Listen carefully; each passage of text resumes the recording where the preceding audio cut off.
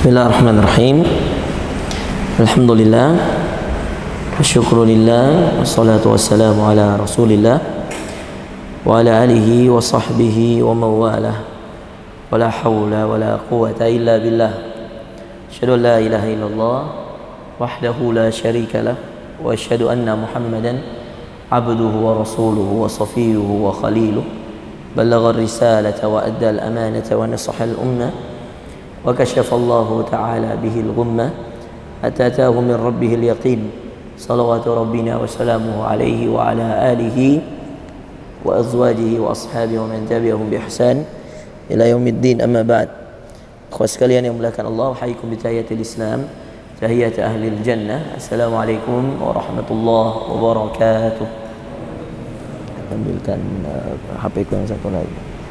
Foto dulu tuh. Ya, baru kali sih itu HP. Yang kedua minta sapu tangan, carikan sapu tangan. Kita bersyukur pada Allah Subhanahu wa taala. Alhamdulillah pada kesempatan hari ini ikhwas sekalian, Allah berikan kita izin, taufik, hidayah, kesempatan untuk berada di taman-taman surga. Di antara sekian banyak kenikmatan yang Allah berikan adalah ketika seseorang menikmati taman surganya, menikmati kehidupannya, yang mana kehidupan itu dinikmati dengan tiga hal. Kata para ulama, barang siapa yang tidak bisa menikmati kehidupan dengan tiga hal ini, maka dia tidak akan bisa menikmati surga di akhirat. Kenikmatan ibadah. Kalau anda belum menikmati nikmatnya salat, kalau anda masih terpaksa setiap kali datang adzan salat, maka nikmat hidupmu belum kamu rasakan. Karena kenikmatan yang paling utama dalam hidup adalah nikmatnya ibadah. Kalau antum belum pernah merasakan nikmat tahajud, maka antum belum pernah merasakan nikmat amalan yang gak pernah ditinggalkan Nabi, salat malam. Kalau antum belum pernah merasakan nikmatnya baca Quran, maka antum tidak pernah merasakan nikmat hidup yang diketahui dan diamalkan oleh para sahabat. Nikmat mendengarkan ayat Quran turun pada Rasulullah, lalu mereka membacanya dan menghafalnya. Kalau antum belum pernah menikmati nikmatnya bersedekah, maka antum belum pernah mengamalkan nikmat amalan yang menolong agama ini pertama kali dari dua orang yang mencintai Rasulullah pertama kali, dan dua-duanya tidak memulainya dengan salat, tidak memulai menolong agama ini dengan puasa, dua-duanya tidak menolong agama ini dengan salat malam karena waktu itu belum ada salat malam. Dua-duanya tidak memulai dengan mengaji karena waktu itu belum ada satu ayat Quran pun turun. Dua-duanya menolong dengan hartanya. Siapa dia? Abu Bakar As-Siddiq. Siapa dia? Khadijah bintu Khuwailid. Dua orang yang paling pertama percaya pada Rasulullah. Dua orang yang mengorbankan harta mereka di saat mereka belum mengenal apa itu Islam. Yang mereka percaya bahwa Rasulullah itu utusan Allah, itu saja. Lalu mereka keluarkan hartanya di jalan Allah. Dua orang pertama yang masuk Islam menikmati kekayaannya dengan bersedekah di jalan Allah. Maka inilah nikmat pertama, nikmat ibadah, ikhwan. Ya. Nikmat salat, nikmat ngaji, nikmat sedekah, nikmat puasa sunnah, ayyamul bid, Senin Kamis, puasa Daud bagi yang mampu, masya Allah. Ya. Itu dinikmati. Kalau antum masih terpaksa dengar azan misal, hayya 'alas shalah, misal antum terus tiba-tiba keceplosan. Apa keceplosan tuh? Tiba-tiba nyeletuk mulut antum, udah azan lagi. Atau kemudian antum baru sholat zuhur tadi, terus bilang udah asar aja misal. Ini hati-hati ikhwas sekalian. Iya. Kadang-kadang apa yang keluar dari lisan itu menunjukkan isi hati seseorang. Kalau antum terbebani dengan kata azan, ayo kita sholat, ayo kita menuju kemenangan, maka apa iya antum menolak atau antum reject panggilan Allah? Bukankah azan itu satu-satunya cara Allah memanggil hambanya? Ada nggak cara lain? Nggak ada. Di mana Allah panggil kita? Di azan, ikhwan. Maka ketika ada azan berkumandang, itu cara Allah mengumandangkan untuk memanggil hamba-hamba. Tidak ada manusia yang tidak bisa menikmati ibadahnya. Ini hanya tentang niat awal. Percaya ikhwas sekalian, kalau antum datang majlis, terpaksa dengan datang majelis kesadaran beda. Tanya ini sama yang rutin-rutin hadir kajian saya. Iya. Siapa namanya Maulana? Yang kemarin kita suruh hafal hadis. Nama siapa? Hah? Maulana. Iya. Kenapa antum rutin datang kajian? Kenapa? Hah? Kurang ilmu, butuh ilmu. Iya. Terus kalau datang kajian dinikmati enggak? Atau terpaksa? Antum kalau datang kajian terus pulang kajian tuh ada yang berubah enggak di diri antum? Ada enggak? Antum nikmati enggak ini? Kalau antum terpaksa, enggak mungkin antum rutin. Percaya sama saya. Hanya orang yang menikmati pekerjaan yang bisa istiqamah. Maka dulu seorang syekh ditanya, "Madza ya naf'al bi ibadatina hatta nastaqimu fiha?" Seorang syekh kami di Sudan ditanya, "Ya syekh, madza naf'al? Apa yang kami harus lakukan supaya kita ketika beribadah bisa istiqamah?" Contoh tahajud, tahajud tiap malam. Contoh puasa sunnah tiap bulan, tiap pekan. Apa syekh? Apa kata syekh? Dengarkan jawabannya ini, dahsyat. Kunci istiqamah. Kan semua kita mau istiqamah. Kata Allah, innal ladzina qalu, sungguh orang yang mengatakan Rabbunallah, Tuhan kami Allah, tsumma istaqamu, lalu dia istiqamah. Istiqamah kan paling penting. Dulu ada seorang yang datang pada Rasulullah lalu bertanya, "Ya Rasulullah, akhbirni fil Islam, beritahu aku dalam Islam syai'an la as'aluhu ghairaka ba'dah, sesuatu yang kalau aku dengar dari kamu saya tidak perlu tanya yang lain setelah itu." Tahu apa kata Rasulullah? Dia datang tanya Rasulullah, "Ya Rasulullah, beritahu aku dalam Islam sesuatu ya yang kalau kamu beritahu saya cukup, saya tidak perlu tanya orang lain." Apa kata Rasulullah? Rasulullah nggak bilang sholatlah, puasalah, terlalu panjang. Rasulullah jawab dengan kalimat yang pendek. Apa kata Rasulullah? Qul amantu billahi summastaqim. Katakanlah, saya beriman kepada Allah, lalu istiqamahlah. Istiqamah. Makanya ada dalam hadis yang lain, ikhwas sekalian, Rasulullah SAW mengatakan, innallaha ahabba abdan, Allah itu mencintai manusia. Perhatikan, siapa? Idza amila amalan, jika dia mengamalkan amalan, ad-duwamuh wa in qalla, ketika dia mengamalkan amalan, dia istiqomahkan meskipun itu sedikit. Ini hadis Rasulullah. Jadi bagi Rasulullah 2 rakaat salat tahajud tapi rutin kamu lakukan lebih baik daripada kamu tahajud 8 rakaat tapi tidak rutin. Paham? Ya ikhwan, ya. 2 rakaat rutin. Kata Rasulullah, sungguh Allah mencintai amalan meskipun itu sedikit yang jelas istiqamah. Makanya ikhwas sekalian, ketika Syekh ditanya oleh yang bertanya tadi, ya kami di Sudan, ketika Syekh ditanya, apa ya Syekh? Iya, amalan yang ketika saya amalkan saya bisa istiqamah. Antum tahu jawabannya apa? Kata Syekh, taladzz bi ibadati. Jawabannya simple, sebagaimana Rasulullah juga jawabnya simple. Ketika ditanya apa amalan yang saya bisa amalkan yang saya tidak perlu tanya lagi orang setelah itu, kata Rasulullah, qul amantu billahi tsumastaqim, katakan saya beriman pada Allah lalu istiqamahlah. Kata Syekh, ketika ditanya apa kunci supaya saya bisa istiqamah ya Syekh, kata Rasulullah sallallahu alaihi wasallam, ketika diajak ngobrol orang ini dengan Syekh bertanya, Syekh diajak ngobrol, kata Syekh, taladzat bi ibadatik. Antum tahu taladzat? Taladzat itu berlezat-lezatlah. Jadi bahasa Indonesia ladzizun, lezat. Lezat itu menikmati. Antum tahu kalau istilah lezat, wih enak ini, lezat sekali makanan, berarti dinikmati. Ikhwan, antum tahu orang yang menikmati ibadahnya maka dia akan ketagihan untuk ibadah itu. Percaya? Ketika dia ketagihan dalam suatu ibadah, maka dia akan istiqomah. Kamu nggak perlu bangunkan dia tahajud, dia akan bangun sendiri. Kenapa? Kenapa ikhwas kalian? Karena dia sudah menikmati ibadah itu. Ada seorang yang mengatakan pada saya, Ustadz, saya tidur jam berapapun jam 3 saya bangun. Ada kawan saya di Sudan, dia katakan, saya itu kalau sudah jam setengah 4, itu telinga saya kayak ada orang yang tiup, kayak ada orang yang bersuara.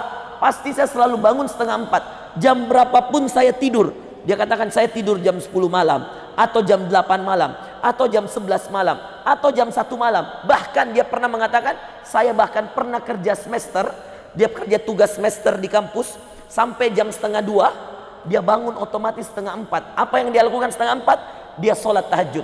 Dan dia katakan sama saya, ini benar, ini kisah nyata. Dia katakan sama saya, dia tidur 2 jam. Dengan dia tidur 8 jam, dia tidur jam 9 malam, atau dia tidur jam setengah 2, ketika bangun setengah 4 otomatis, itu dia tidak ada bedanya. Menikmati tahajudnya, baik tidurnya cuma 2 jam, maupun tidurnya 8 jam. Antum tahu kenapa? Karena dia sudah menikmati ibadah itu, ikhwan. Itu bedanya orang yang menikmati ibadah dengan orang yang tidak menikmati ibadah. Maka kunci istiqamah, ikhwan sekalian, adalah menikmati ibadah. Yang kedua, menikmati kehidupan yang kedua. Ini penting. Apa menikmati kedua? Itulah yang menjadi tema kita pada kesempatan hari ini yang antum lihat di pamflet-pamflet. Apa? Menikmati setiap takdir yang menjadi apa? Ketetapan Allah. Menikmati setiap takdir yang menjadi ketetapan Allah. Orang ikhwas kalian, kalau dia mau dalam suatu kehidupan, dia mau menikmati hidup itu, maka ketika dia hidup, selain dia menikmati ibadahnya, dia harus menikmati takdirnya. Ini tadi tema kita antum lihat di pamflet, menyikapi takdir dengan setiap ketetapan Allah. Bagaimana menyikapi takdir? Ini poin nomor 2. Ini yang tidak kalah penting dari yang poin nomor 1, ikhwas sekalian. Dimana kalau poin nomor 1 tadi untuk istiqamah, antum harus menikmati ibadah, maka di saat yang sama poin nomor 2 menikmati takdir. Contoh begini, ikhwas sekalian, saya kasih salah satu contohnya. Ada orang takdirnya pinter, masya Allah, dia Allah karuniakan kemudahan menghafal, dibaca sekali, masya Allah, dia hafal. Saya selalu bilang sama teman-teman saya mungkin tipe orang itu. Bahkan istri saya sempat bilang, karena dia juga ilmu agama, Rasulullah saya sempat bilang, rasa-rasanya saya tidak pernah lihat kamu begadang selama di Sudan. Saya kan nikah semester 5, saya bawa istri semester 6, semester 7, semester 8, semester 1 S2, semester 2 S2, 5 tahun saya ujian, dia selalu ada, istri saya.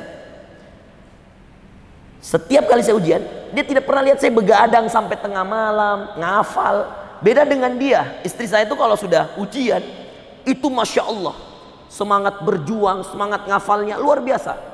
Sampai tengah malam, kadang-kadang saya buatin teh, kadang-kadang saya bawakan makanan, saya belikan martabak, berikan. Istri saya S2, dia S1 di Sudan sampai semester 3, setelah itu pindah ke Indonesia, lanjut di Lipia, Jakarta. Antum tahu istri saya pernah komen seperti ini, saya kayaknya tidak pernah lihat kamu begadang ya. Saya katakan, saya alhamdulillah belajarnya selalu di kelas atau di majelis ilmu bersama syekh. Saya bilang seperti itu. Saya kalau di Sudan, ikhwas kalian, mungkin kalau ada adik kelas saya di sini, dia tahu sekali. Saya kalau di Sudan, setiap kali majelis ilmu, pasti tidak pernah ada orang saya lihat kecuali syekh. Di kelas, saya tidak pernah tidak perhatikan saya punya dosen. Sampai orang-orang Afrika, orang-orang Cina, Afghanistan, Tajikistan, teman-teman saya selalu bilang, kamu itu selalu duduk di belakang. Saya karena selalu duduk di belakang. Bagaimana saya mau duduk depan? Kalau kita masuk kelas jam 8, orang Afrika itu sudah booking bagian depan dari jam 7. Orang Afrika itu rajin-rajin, masya Allah. Karena dia sudah datang, ya kita tidak mungkin geser. Terpaksa saya duduk belakang. Masalahnya ikhwan, setiap kali ujian nilai saya selalu paling atas. Makanya mereka kesel. Kamu duduk paling belakang, tapi nilai paling atas. Kira-kira penting mana? Duduk depan nilai bawah, duduk belakang nilai atas. Penting mana kira-kira bagi mahasiswa? Ya. Karena bagaimana saya mau duduk depan? Tapi ya, saya kalau udah di kelas tidak pernah saya tidak perhatikan dosen. Bahkan saya tahu itu dosen saya taruh tas dulu, atau tulis papan tulis dulu, atau salam dulu, atau ada dosen yang langsung tanya pertanyaan minggu lalu, pelajaran minggu. Banyak, saya sampai hafal saya punya dosen. Karena setiap kali dia menjelaskan, saya selalu perhatikan. Makanya saya jarang mencatat. Saya itu mencatat kalau saya pulang mau ujian, baru saya bikin catatan. Saya bikin catatan namanya ringkasan. Antum tahu, gara-gara saya selalu kamlot, ringkasan saya ini bisa di copy sampai 300 kali. Soalnya saya satu angkatan di sana 450 orang. Satu angkatan saya di kampus Liga Arab. S1, S2, sekarang S3 di sana. Itu catatan saya. Bayangkan, saya jarang nyatat. Kenapa saya tidak nyatat? Karena saya tidak mau terbagi pikiran saya, lihat catatan dan lihat dosen. Saya lebih baik perhatikan dia. Saya gunakan hati saya, mata saya, telinga saya, pikiran saya untuk kajian. Makanya saya biasanya tidak pernah nyuruh antum catat, kecuali nanti setelah antum hafal. Tanya kemarin yang datang tuh siapa? Zulna suruh menghafalkan kemarin, suruh menghafalkan Maulana ya, suruh hafal. Saya tidak suruh catat, saya suruh hafal. Ikhwan, sampai istri saya bilang, kamu kenapa kamu jarang begadang gitu? Karena saya bilang, ya alhamdulillah saya sudah perhatikan selama di kelas, dan itu cukup bagi saya. Saya sudah ulang, sudahlah cukup, tidak usah begadang. Cuman memang ikhwas kalian, ada orang ditakdirkan seperti saya.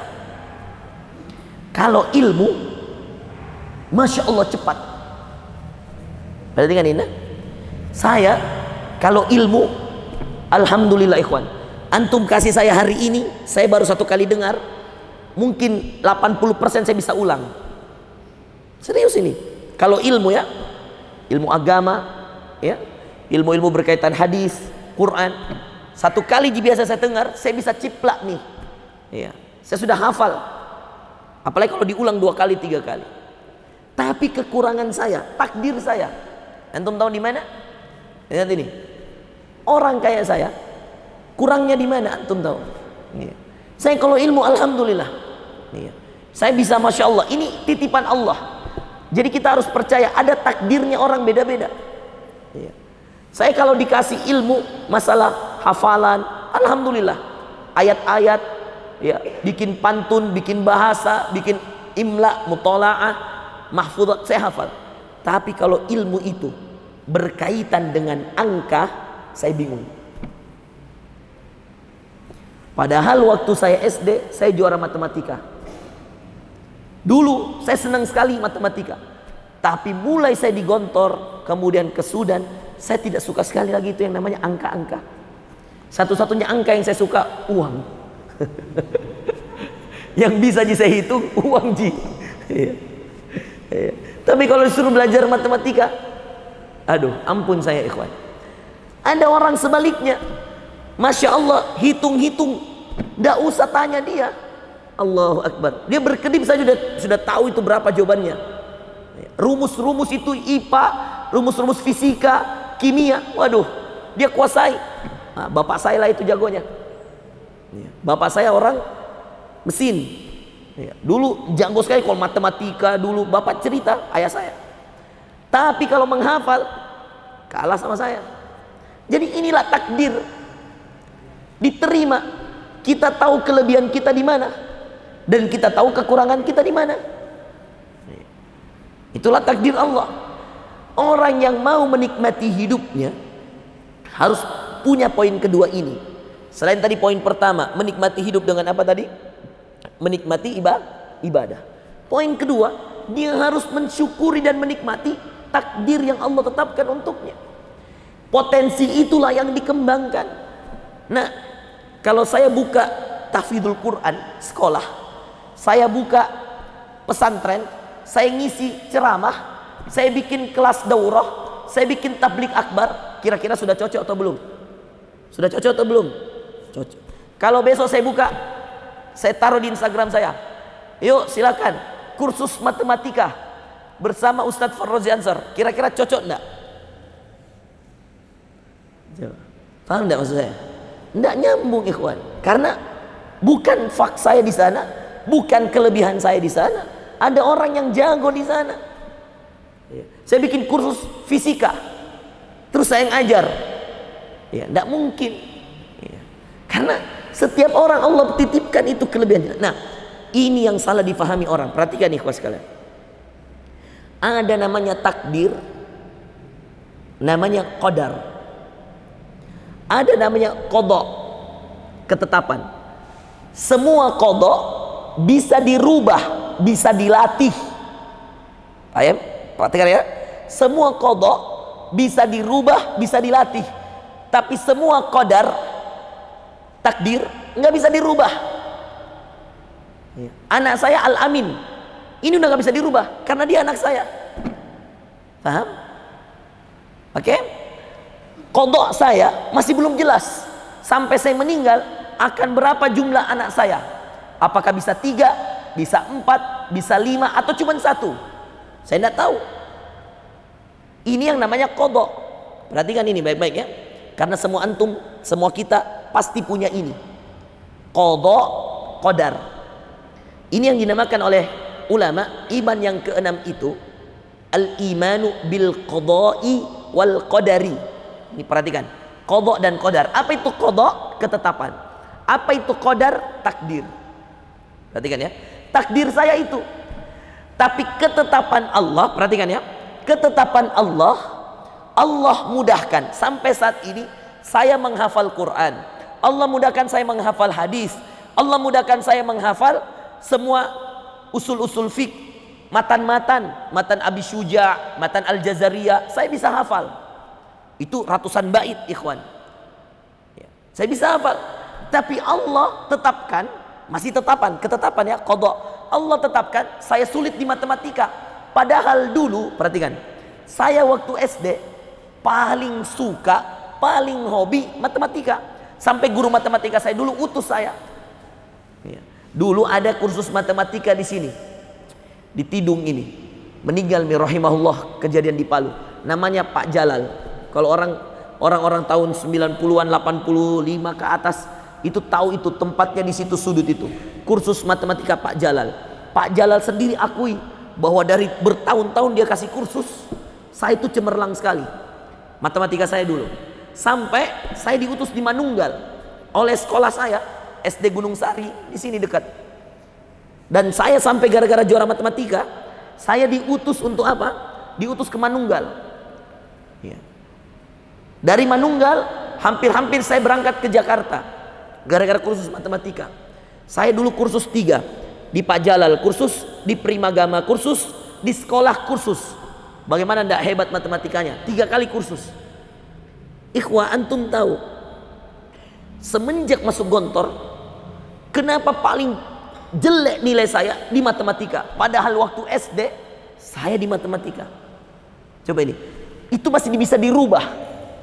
Ketetapan itu hobi, masih bisa berubah. Makanya antum jangan terlalu membenci sesuatu.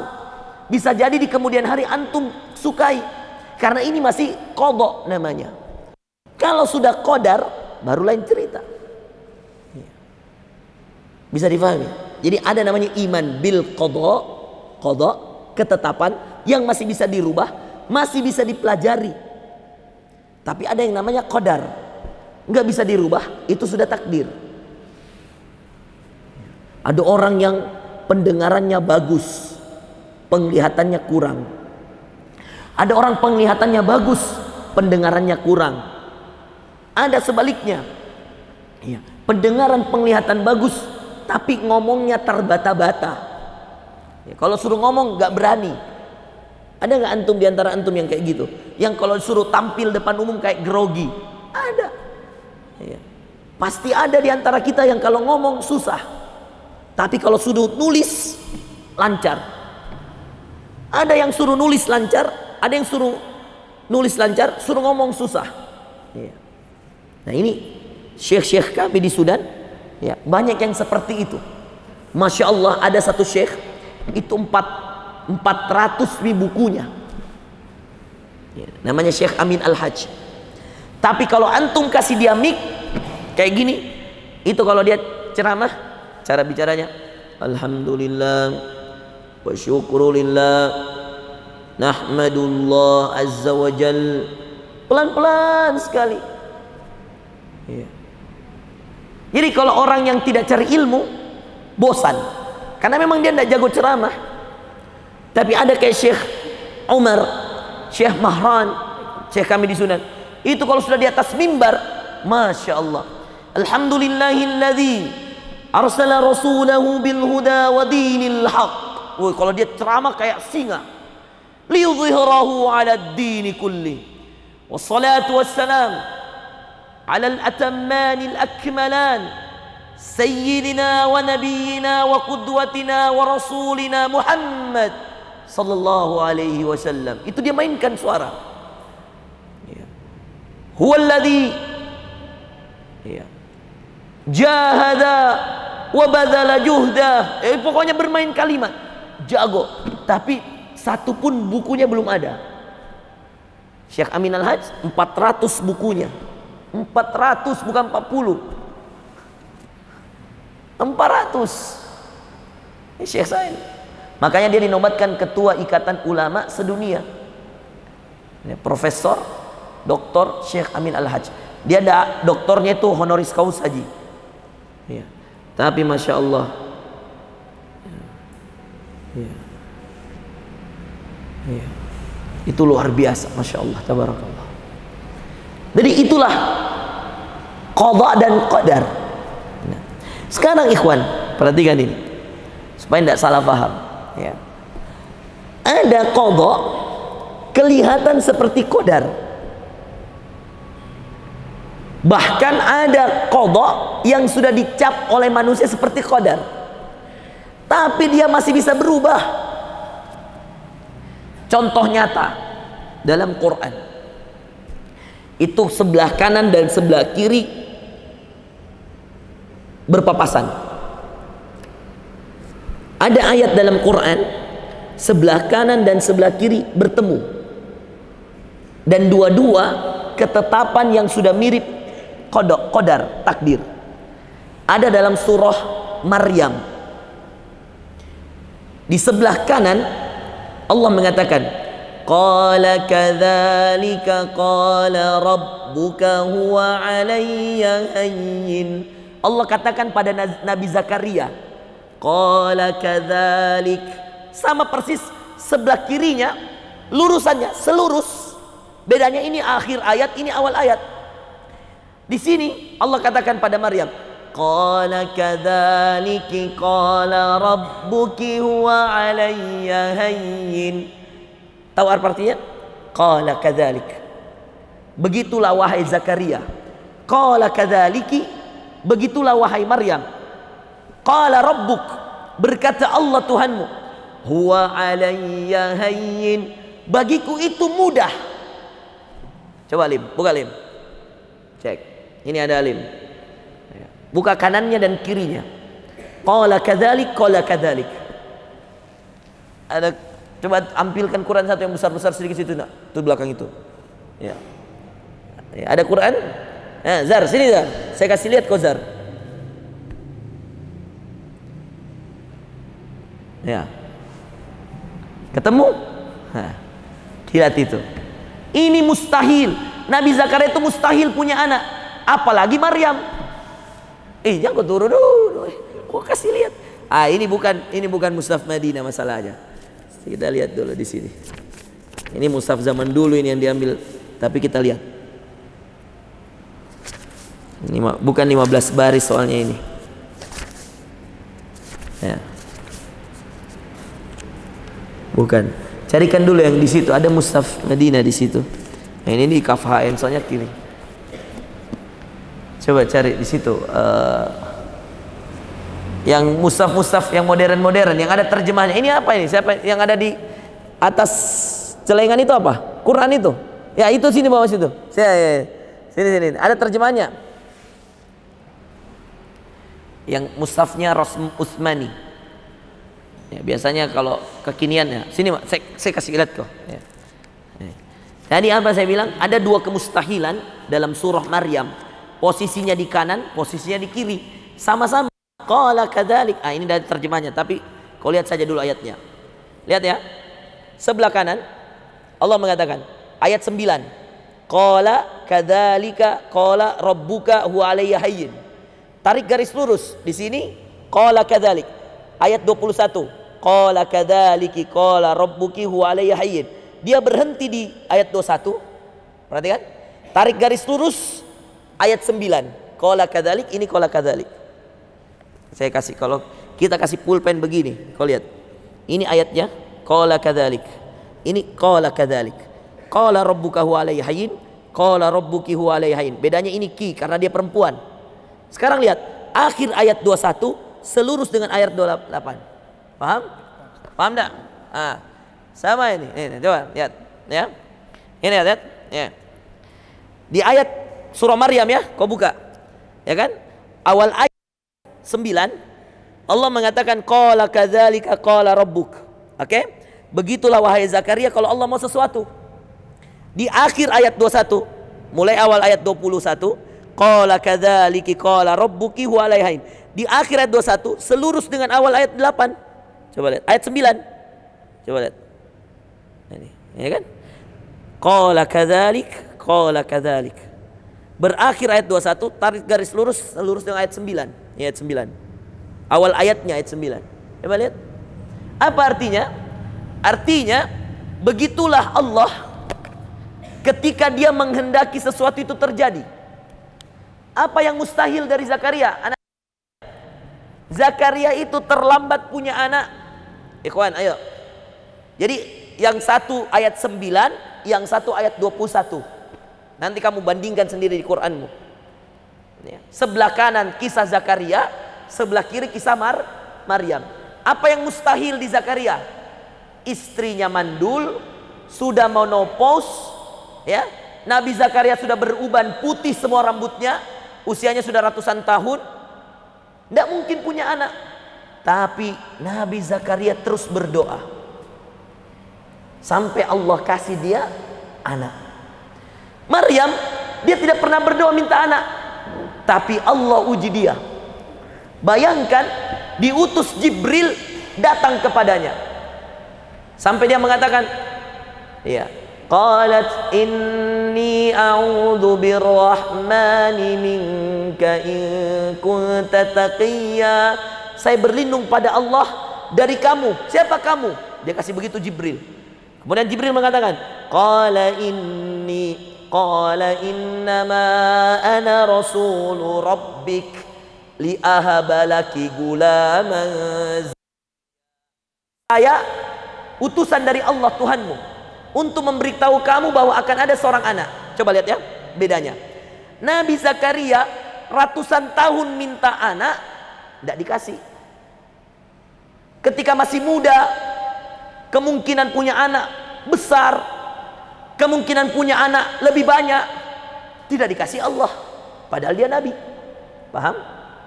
Dia minta terus sampai dia tua, sampai semua rambutnya beruban, sampai tulang-tulangnya keropos.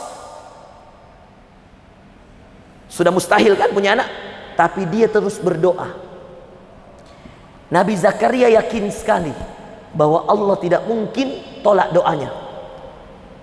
Terus berdoa, padahal semua kemungkinan sudah tertutup. Dia beruban, putih nih semua rambutnya, ratusan tahun nih hidupnya, tua, rentah. Bayangkan Nabi Zakaria sudah lemah badannya. Dia katakan sini, qala rabbi inni wahanal azmu minni. Apa arti wahanal azmu? Sudah lemah, tulangku sudah keropos. Washta'ala ar-ra'su syaiba, rambutku sudah beruban. Walam akum bidu'aika rabbi syaqiyya, tapi aku tidak pernah bosan berdoa minta kepadamu. Paham? Yang sebelah kanan minta anak, yang sebelah kiri tidak pernah minta anak. Kanan siapa? Nabi Zakaria. Di kirinya kisah Maryam. Maryam pernah nggak minta anak? Ya Allah berikan aku anak. Gimana mau punya anak? Suami saja belum punya. Paham nggak? Makanya ketika Jibril turun lalu mengatakan, saya qala innama ana rasulu rabbik, saya ini utusan dari Allah Tuhanmu, li ahabalaki gulaman zakiya, untuk memberikan kepadamu seorang anak. Apa kata Maryam? Qalat, dia katakan, ini Maryam protes. Qalat anna yakunu li gulam, bagaimana mungkin aku punya anak? Ya. Bagaimana mungkin aku melahirkan seorang anak? Anna yakunu li gulam walam yamsasni bashar, dan aku belum pernah disentuh laki-laki manapun.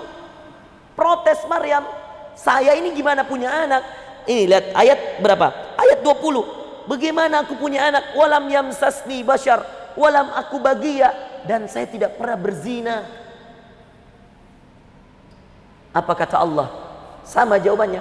Qala kadzaliki qala rabbuki huwa alayya hayyin. Begitulah wahai Maryam, ketika Allah sudah menetapkan takdirnya kepadamu, huwa alayya hayyin, bagi Allah itu mudah.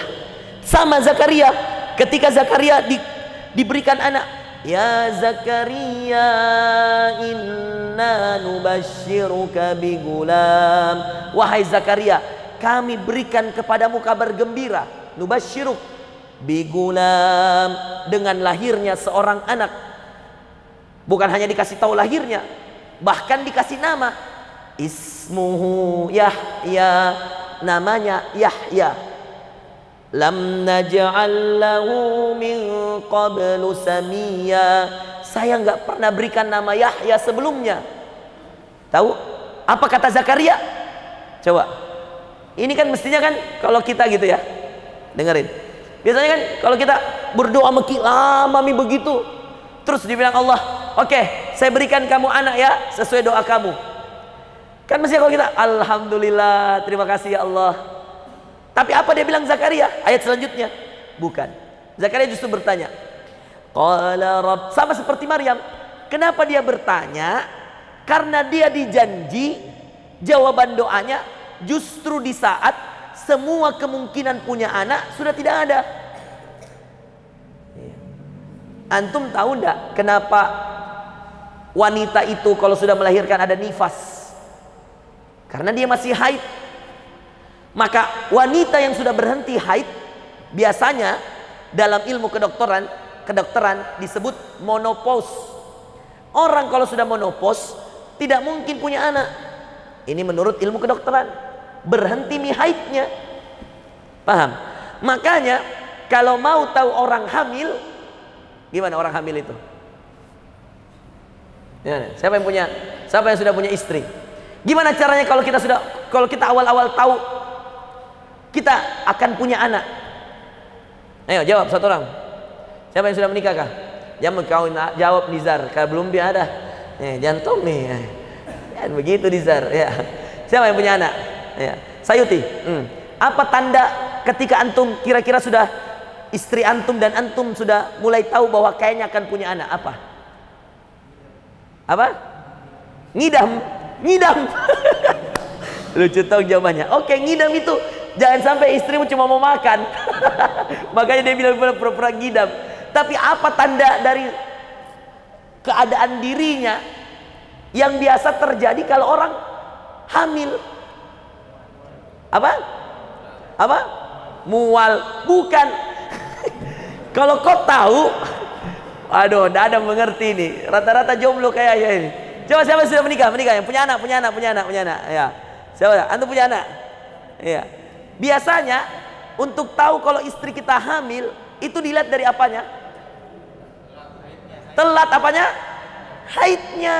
Pinter. Berarti, perhatikan, kalau dia tidak haid lagi berarti dia sedang. Kalau dia tidak haid lagi berarti dia sedang hamil. Paham enggak? Karena kalau dia tidak haid, misalnya mestinya setiap bulan dia haid nih, tidak haid ki, berarti apa ikhwan? Nah ini yang biasa kodong saya tunggu dulu. menunggu istri di masa haidnya agar dia tidak haid. Itulah yang saya doakan. Al-Amin itu anak saya. Saya sekarang 9 tahun menikah, ya, jalan 10 tahun. Saya dapat Al-Amin itu usia pernikahan baru jalan 4 tahun, baru istri saya hamil. Berarti 3 tahun itu menunggu kapan istri tidak haid. Paham enggak? Atau kapan istri terlambat haidnya. Jadi ditunggu. Tidak pernah kami kecewa, karena istri biasanya setiap 3 minggu haid. Ini 1 bulan nih belum haid, 1 bulan 1 minggu belum haid, 1 bulan 2 minggu istri saya pernah belum haid. Kita kira kayaknya hamil ini, insya Allah hamil. Ternyata kita tes pack, kemudian besoknya haid. Itu kita tahu di situ bahwa berarti tidak jadi karena haid. Paham enggak?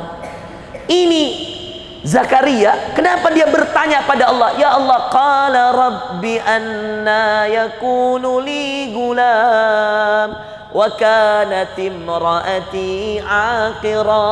Ya Allah, bagaimana mungkin saya punya anak?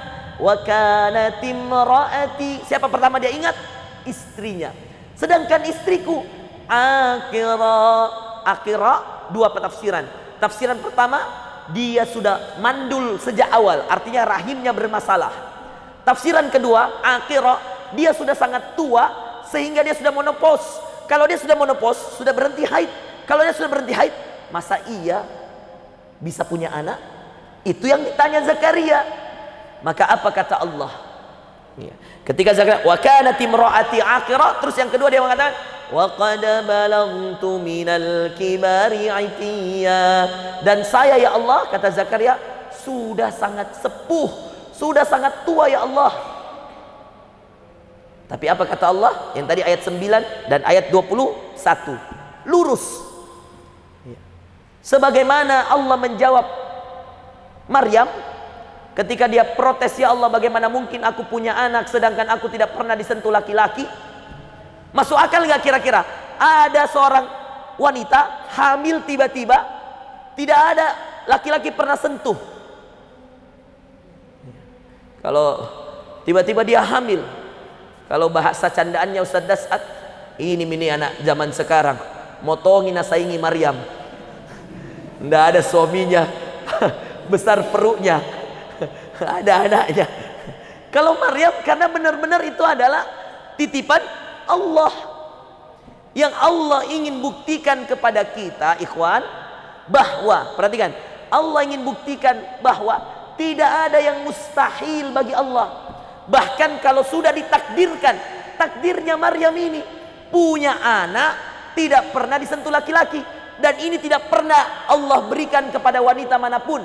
Semua wanita hamil pasti ada suaminya, kecuali Maryam. Hamil tanpa ada suami dan tanpa ada yang sentuh dari laki-laki. Kalau wanita hamil saja banyak, tidak ada suaminya banyak, karena dia tidak menikah. Tapi coba cari wanita yang tidak pernah disentuh laki-laki tiba-tiba hamil, ada nggak? Tidak ada. Ini Maryam, makanya Maryam mengatakan, saya tidak pernah disentuh laki-laki manapun ya Allah. Begitu juga Zakaria, istriku hamil ya Allah, bagaimana mungkin istriku hamil sedangkan dia sudah mandul, rahimnya bermasalah, sudah monopause, sudah berhenti haidnya ya Allah. Coba antum bayangkan. Tapi apa kata Allah? Qala kadzalika qala rabbuk huwa alayya hayyin. Begitulah wahai Zakaria, ketika Allah Tuhanmu mau sesuatu terjadi, bagi Allah, huwa alayya, bagi Allah itu mudah. Hayyin, hayyin itu mudah. Sama, jawaban Allah sama ke Maryam dengan Zakaria sama. Qala kadzaliki qala rabbuki huwa alayya hayyin. Begitulah wahai Zakaria, ketika Allah menginginkan sesuatu terjadi, bagi Allah itu mudah. Nah, oke. Teman-teman ya, ini waktunya sudah habis ya. Sedikit lagi, 2 menit lagi. Ya, ikhwas sekalian yang dimuliakan Allah. Maka ya, perhatikan. Maka ikhwan, perhatikan ya.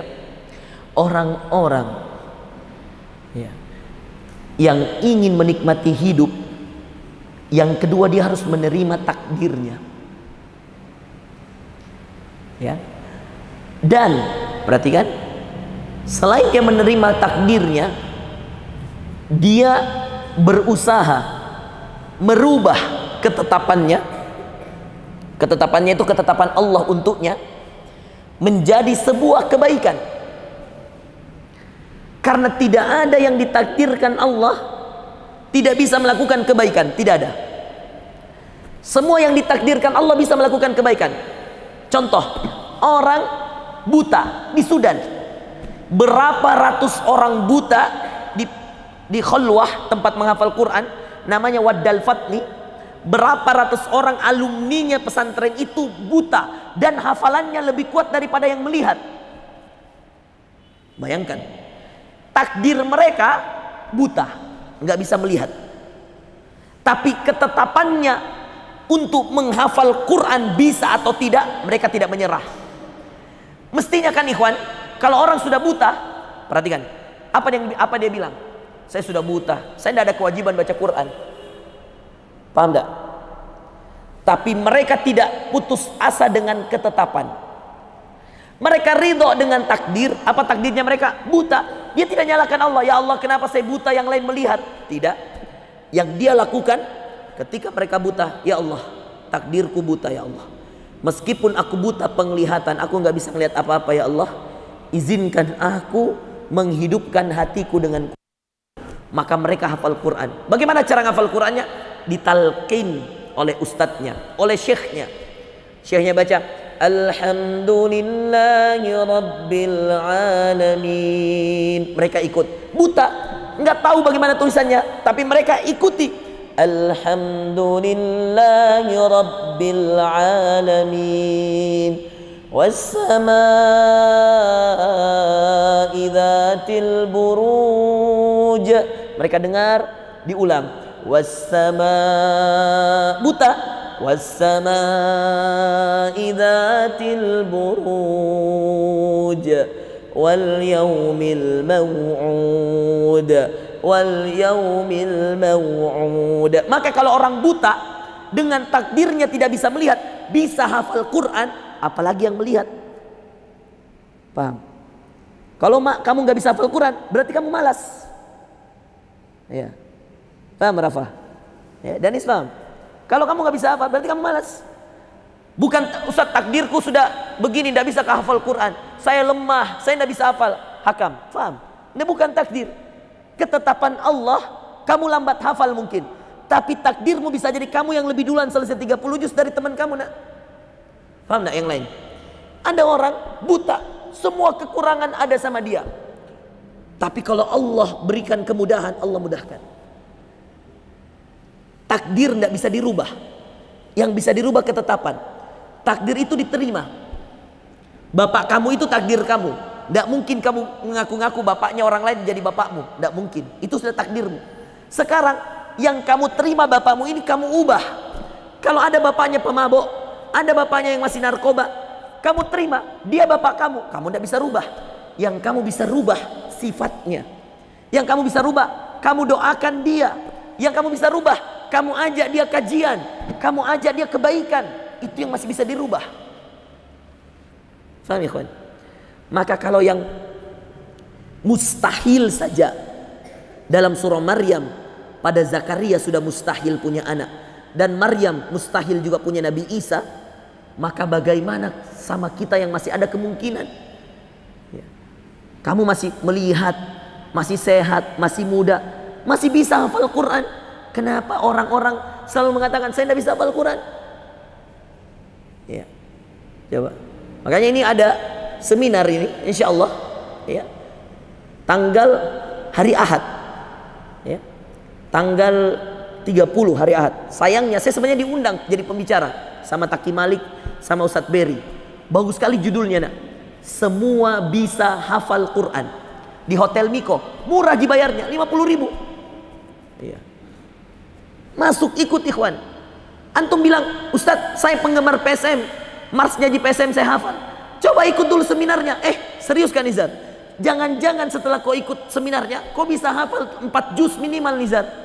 Iya, ikut dulu. Jangan kalian mengatakan, saya sudah tua Ustadz, mustahil saya. Makanya ikuti seminarnya. Semua bisa hafal Quran.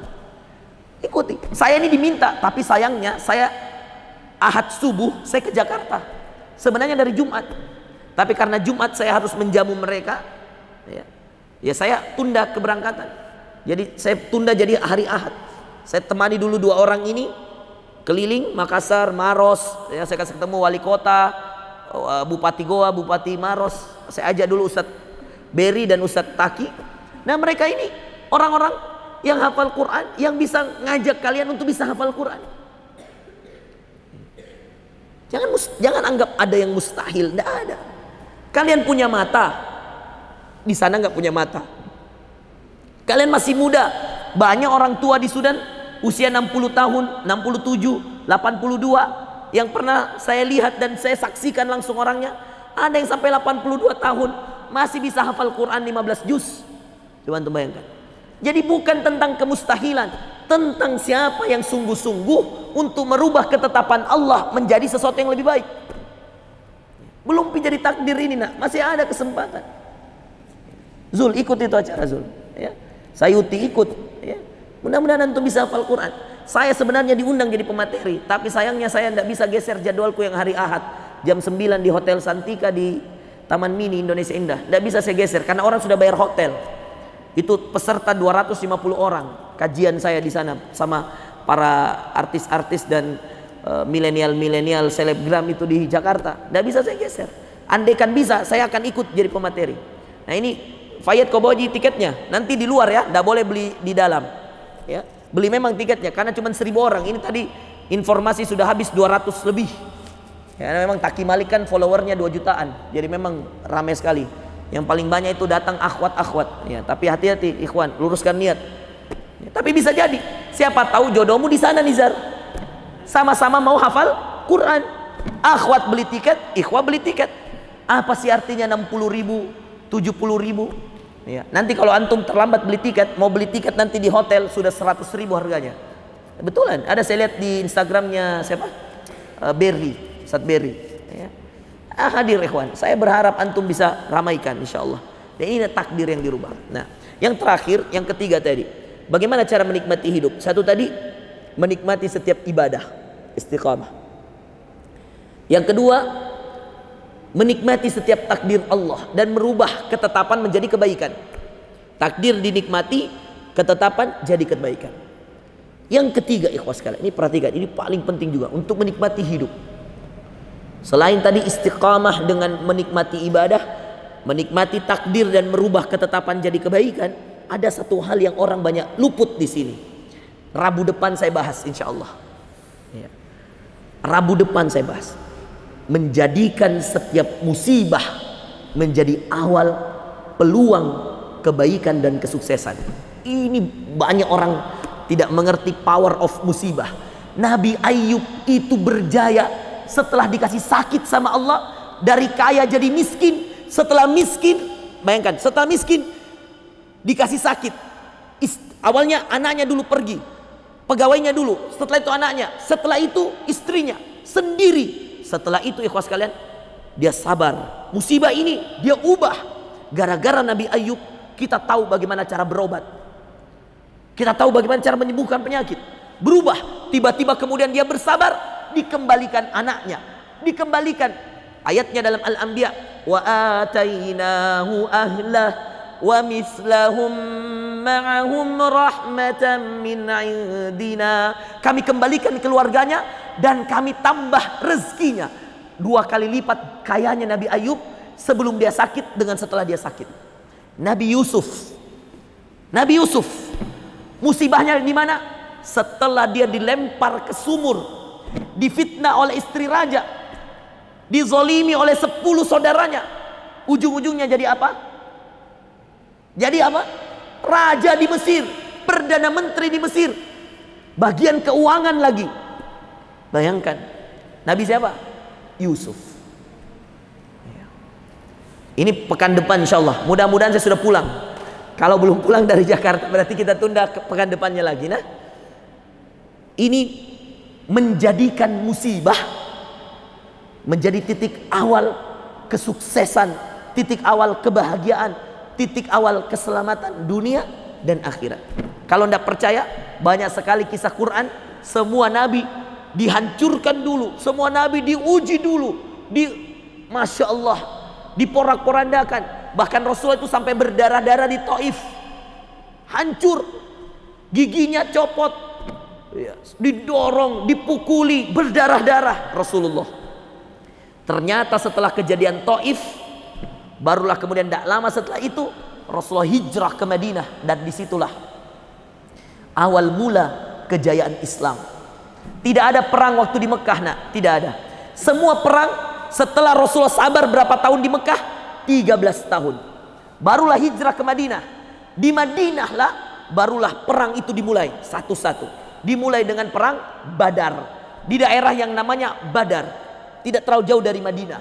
Perang kedua Uhud, yang tidak jauh dari Madinah, bahkan masih berada di tengah kota Madinah, Gunung Uhud. Setelah kapan?